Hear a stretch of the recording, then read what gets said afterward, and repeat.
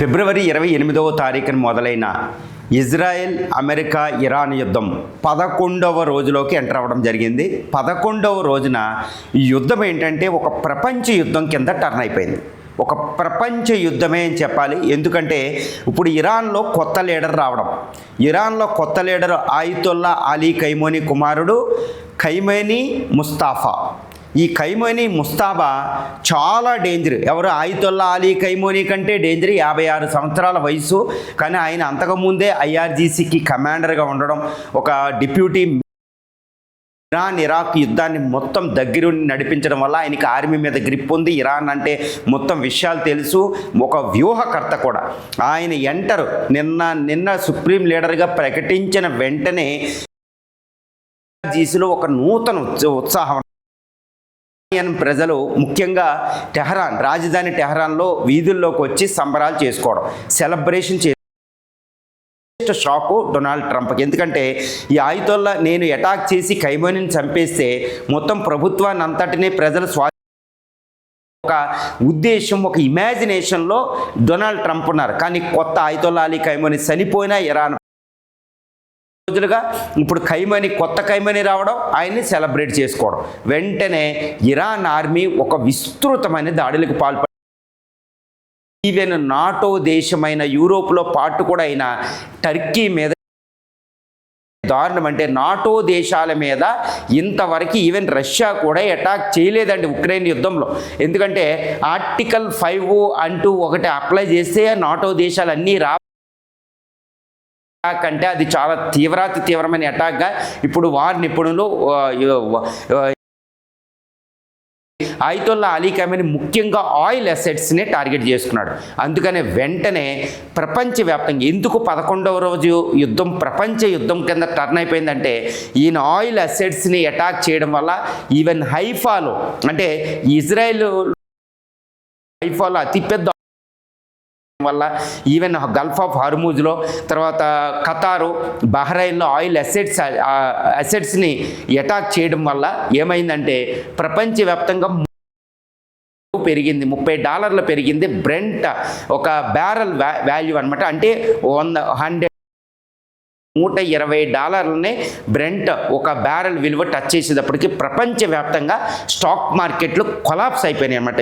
ఎక్కడ Nifty China నుంచి, ఇటు యూరోపియన్ కంట్రీస్ నుంచి, United States of America, New York Nifty ఇండెక్స్లు అన్నీ కూడా కొలాప్స్ అయిపోవడం, ఆవిరైపోయింది సంపద.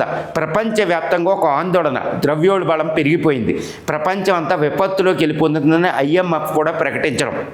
సో ఇవన్నీ చూస్తే ఇప్పుడు ఇరాన్ అనే ఒక భూకంపం అనేది ప్రపంచ యుద్ధం కింద టర్న్ అయిపోయింది. వెంటనే డొనాల్డ్ ట్రంప్ మీద పూర్తి ఒత్తిడి. ఫస్ట్ టైం 11వ రోజున డొనాల్డ్ ట్రంప్ నోట్లో నుంచి యుద్ధ విరమణ అనే పదం వచ్చిందంటే ఇరాన్ నిన్న ఎంత విజృంభించిందో మనం చూద్దాం. ఇక తర్వాత ఇజ్రాయెల్ దగ్గరికి వద్దాం. ఇజ్రాయెల్ ఏమి పట్టించుకోవడం లేదు, ప్రపంచం ఎటుపోయినా పర్వాలేదు, అమెరికా అధ్యక్షుడు ఏమనుకున్నా పర్వాలేదని తన దాడులు కొనసాగిస్తూనే ఉంది. ముఖ్యంగా ఇరాన్లో ఈ secret missile cities, secret drone ఫ్యాక్టరీని అటాక్ చేస్తూనే ఉంది. సివిలియన్స్ మీద, ముఖ్యంగా టెహరాన్ మీదే అటాక్ చేస్తూనే ఉంది. ఎందుకంటే ఇజ్రాయెల్ లక్ష్యం ఇరాన్ని బలహీనపరచడం, ఇరాన్ని నాశనం చేయడం. యునైటెడ్ స్టేట్స్ ఆఫ్ అమెరికా ఏంటంటే ఇరాన్ని నాశనం చేయడమే, కానీ ప్రపంచ సూపర్ పవర్గా దానికి ఒక బాధ్యత ఉంది.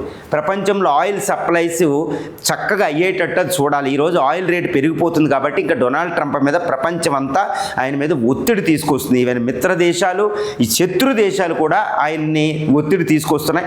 ముఖ్యంగా చైనా, రష్యాలు అయితే వార్నింగ్ ఇవ్వడం జరిగింది.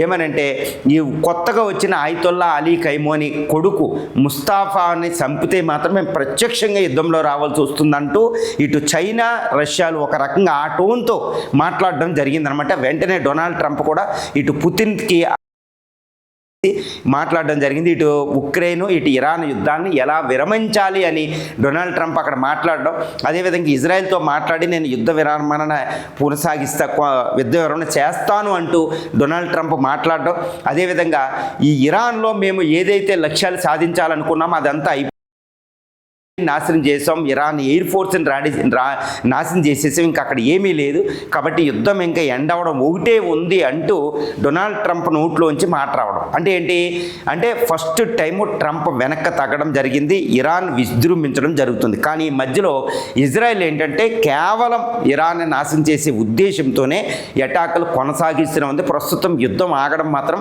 ఇజ్రాయెల్కి ఏ కోచైనా ఇష్టం లేదని తెలుస్తుంది. కానీ ఇరాన్ మాత్రం కొత్త కొత్త మిసైల్స్ తీసి ఇటు దుబాయ్, ఇటు ఖతారు, అదేవిధంగా ఇజ్రాయెల్ మీద పూర్తిగా వేస్తుంది. క్లస్టర్ బాంబ్స్ కూడా ఇజ్రాయెల్ మీద వేయడం వల్ల ఇజ్రాయెల్ విలవెల్లాడిపోతుంది. కానీ ఇజ్రాయెల్ మాత్రం ఇరాన్ని సర్వనాశనం చేసే దృష్టితోనే ఇటు naval assets, air force assets, civilian assets, అక్కడ ఆయిల్ అసెట్స్, డిపోల్ని ఇంకా కొత్తగా పేల్చడం జరుగుతుంది. కానీ డొనాల్డ్ ట్రంప్ మాత్రం ఆయిల్ డిపోల్ని పేల్చొద్దు, ప్రపంచవ్యాప్తంగా ఆయిల్ రేటు పెరుగుతుంది అన్నట్టు డొనాల్డ్ ట్రంప్ మాట్లాడుతున్నారు.